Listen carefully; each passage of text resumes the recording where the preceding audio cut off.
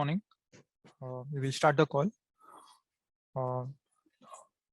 US stocks closed lower on Wednesday.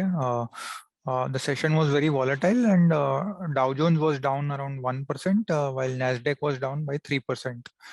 Over there, the inflation data came, and on a year-on-year basis, it remained elevated at 8.3% in April against expectation of 8.1%. In March, it was 8.5%.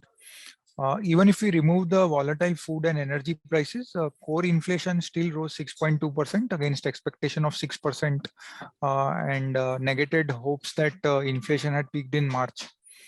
On month-on-month basis, although if we see in April, overall inflation has slowed to 0.5% increase against increase of 1.2% in March. Asian markets are also down this morning, in light of the US markets. And in terms of news on domestic front, there is expectation that RBI is likely to raise inflation projections in the MPC meeting next month, and would again hike rates to tame inflation as it has been above its comfort level. I will now hand over to the technical team. Good morning, all of you. Today the market is expected to open with a gap down and likely to visit the sideways during the day. Nifty has a support at around 15,000 levels. Below that level, 15,870 levels can be seen. On the higher side, 16,250 and 16,330 levels can be seen on the higher side.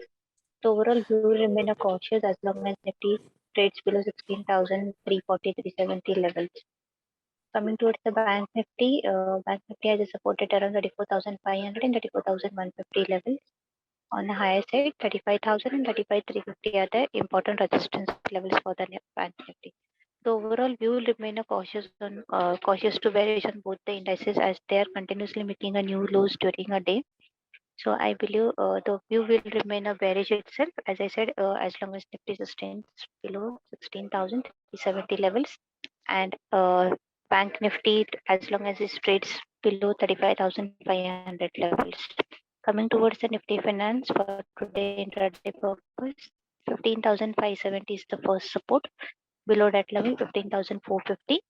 Whereas on high side, 15,800 is the first resistance level. About that level, 15,930 levels can be seen. So these are the important support and resistance level. That's it from my end. I requested you guys to take the call forward. Yeah, thank you, Swati. Good morning, everyone. So as per derivatives data, we are seeing that in yesterday's trading session, the major support which was at 16,000, Nifty managed to break that support but gave closing about that level. While today, as per SGX, we are seeing that Nifty is likely to open 200 point on the lower end. But on the other hand, we are seeing that the PCRO yesterday closed at 0.69 level. So it is trading in oversold zone. So while once if in today's session, if India index opens below 200 point, so India PCRO would be directly around 0.60 to 0.58 level. So that would be the oversold zone. And after a long time, we are seeing that the PCR came below 0.60 level. Whenever the PCR comes below 0.60 level, at that point of time, we have witnessed a pullback session in the market because the PCROI once it comes around 0.58 to 0.60 level, and Nifty also we are witnessing that it has a major support at 15,800 level. So both will act simultaneously. So we might witness some pullback from that level. Once this today's session, once if index opens below 200 point and again gives a pullback above 16,000 level, and if Nifty manages to give a support and get stable of 16,000 level, then we might witness the market to get settled down around 16,000 level, and the expiry is likely to witness around 16,000 to 16,050 level in today's trading session. While the cautious zone we are witnessing in this session is India VIX. India VIX is continuously getting higher up, and we are seeing India VIX yesterday close around 23 level. So once if India VIX comes below 18 level in today's session or next in 1 to 2 trading session, then that will act as an important positive sign for the market, because we are seeing that PCRY is in oversold zone, and once if India VIX is also coming below 18 level, then we might witness the pullback is a possibility of if Nifty manages to hold 15,800 level. But if Nifty breaks 15,800 level, then the next possible level on the down front would be 15,500 level. So as per the current view and current scenario, we expect to hold a long position with the support of 15,800 level, because once if Nifty breaks 15,800 level, then major shorts would be created at those levels. Currently, we have seen the price correction from all major sectors and stocks and also the index front. So as we are witnessing some cool off in the market, and we might witness the market to get some range bound trading session from current scenario. So hold a long position with the support of 15,800 level. Once if Nifty manages to break a resistance of 16,200 level, after that we might witness the fresh longs to be initiated in the market. Currently the range is getting created in the market of 15,800 to 16,200 level. As per stock specific and sector specific, we expect from the sector specific finance, IT, and automobile to see some more correction in coming next 22 trading sessions. While from stock specific, we expect some of the selected stocks which looks positive as per the OI position. First one is SRF Bank, second one is AU Bank. These two counter looks positive in coming trading session. Thank you.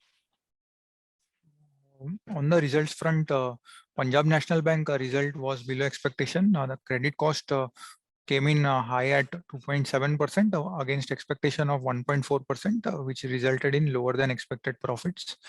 Slippage ratio increased to 5.8% against 2.5% in December quarter, and this is one of the highest that we have seen in this sector in this season.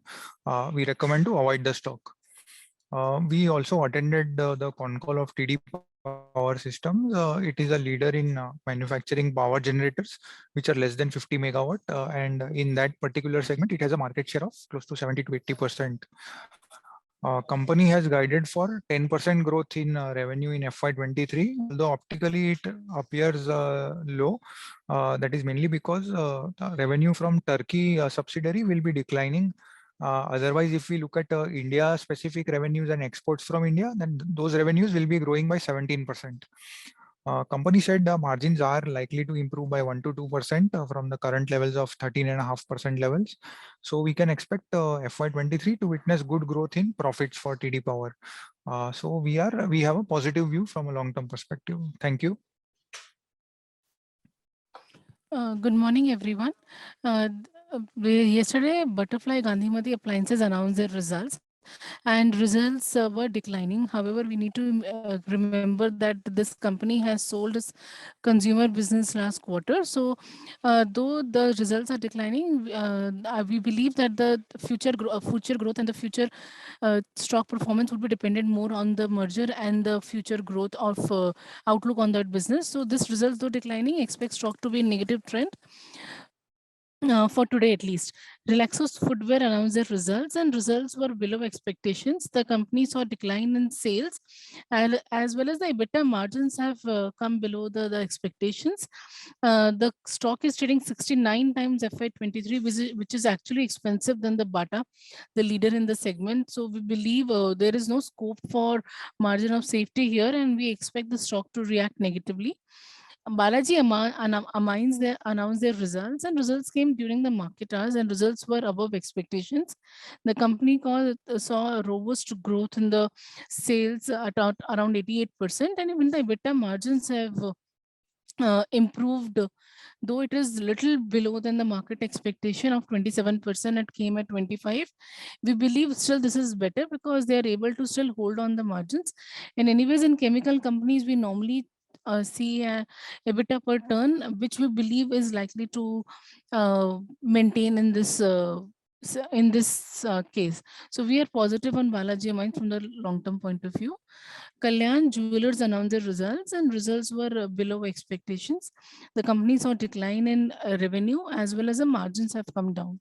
Thank you. Good morning, everyone. SmartLink Holdings has posted improved set of numbers both on the revenue and the margin front. Stock is trading at 11.2 times TTM EPS. Lakshmi Machine Works has posted improved set of numbers for the quarter, wherein revenue growth came in at 9.5% QOQ and 46% year-on-year. Higher growth in revenue led to higher profitability to the company. Stock is trading at 46.9 times TTM EPS. Keval Kiran Clothing has posted improved set of numbers for the quarter. Although the revenue came in muted, however, margins have improved to 19% versus QOQ of 16.1%. Stock is trading at 12.1 times FY23 EPS. Coforge has posted in line with expectation set of numbers for the quarter. Dollar revenue came in at 232.4 million versus expectation of around 230 million. EBITDA margins adjusted EBITDA margin came at 20.4% versus QQ of 19.5% versus year-on-year of 18%.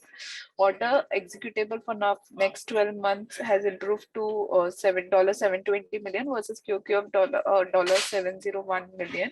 For the fiscal year FY23, management has guided for a revenue growth of 20% and a EBITDA margin to be in the range of 18.5 to 19% in CC terms.